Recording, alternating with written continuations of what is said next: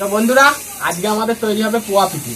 তো ওর জন্য আমরা পোয়া পিঠের সরঞ্জাম সব গুছিয়ে নিয়েছি। ময়দা আর সুজি দিয়ে করব, আর এখন শীতকালে হচ্ছে খেজুরের গুড়, আর এখানে অল্প একটু গরম জল করতে বসিয়েছি।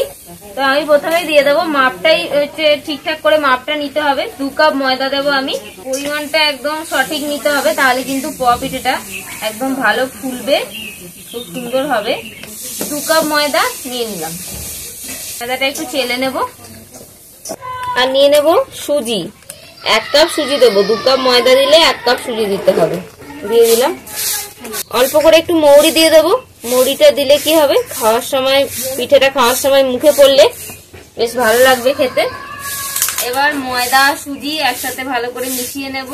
এবার আমি দিয়ে দেবো গুড়, আমি গুড় দিয়ে মাখছি, তোমরা চাইলে চিনি দিয়েও মাখতে পারো।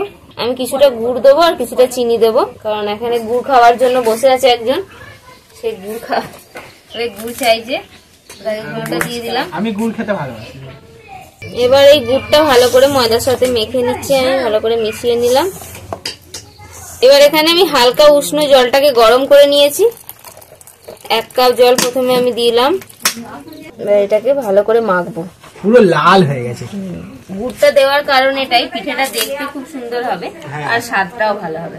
এবার ভালো করে মাখতে হবে, এটাকে যত ভালো করে মাখা হবে পিঠেটা কিন্তু তত ভালো ফুলবে। যে কাপ মেপে আমি সবকিছু নিয়েছি সেই কাপ মেপে আমি কিন্তু 2 কাপ জল পুরোপুরি দিয়ে দিলাম, পুরো জলটাই আমি দিয়ে দিলাম 2 কাপ। এবার এটাকে ভালো করে মেখে নেব। এবার মেখে এটাকে আমি 15 মিনিট মতো রেস্টে রেখে দেবো, কারণ এর মধ্যে সুজি আছে, সুজিটা একটু ফুলবে। তো 15 মিনিট রাখা থাক, তারপর 15 মিনিট পর ভাজবো। মালপোয়াটা মেখেছিলাম আমি, ঢাকা দিয়ে রেখে দিয়েছিলাম, একটু মিষ্টি লাগবে বলে আমি আর একটু চিনি দিচ্ছি। এটা আগে দিলেই ভালো হতো, চিনিটা তাহলে গুলে যেত। ঠিক আছে, এখনো গুলে যাবে, একটুখানি ভেজে নেব। উনুনটা ধরিয়ে নিয়েছি, এবারে তেল গরম করতে দেবো, কড়াই গরম হয়ে গেছে। আর ব্যাটারটা এরকম হবে, এরকম এরকম দিলেই কিন্তু পড়ে যাবে। দেখো বন্ধুরা আমাদের তৈরি হয়ে গেছে ব্যাটার, একদম এটা পুরো একদম ক্ষীরের মতন হয়েছে, আর মালপোয়ার ব্যাটার। এবার কড়াইতে তেল দিয়ে দেবো, ডুবো তেলে ভাজতে হবে। আমাদের মালপোয়া ভাজা হচ্ছে এখন। কি সুন্দর বড় বড় টোপা টোপা মালপোয়া তৈরি হচ্ছে। এই যে দেখো কত সুন্দর ফুলছে মালপোয়াটা, উল্টে দেবো। পুরো কত বড় বড় হয়েছে। তো বন্ধুরা দেখো তৈরি হয়ে গেল আমাদের মালপোয়া, আর একটা দিয়ে দিয়েছে, মালপোয়া তৈরি হয়েছে। এই যে একদম বড় বড় গোল গোল।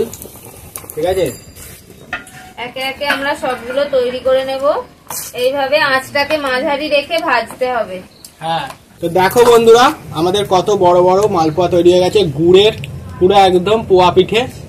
তো আমরা নিয়ে নিয়েছি, হেভি নরম হয়েছে। তুমি খাও, তোমারটা কই? এখনো ভাজা চলছে, আমি এখান থেকে এটা নিলাম।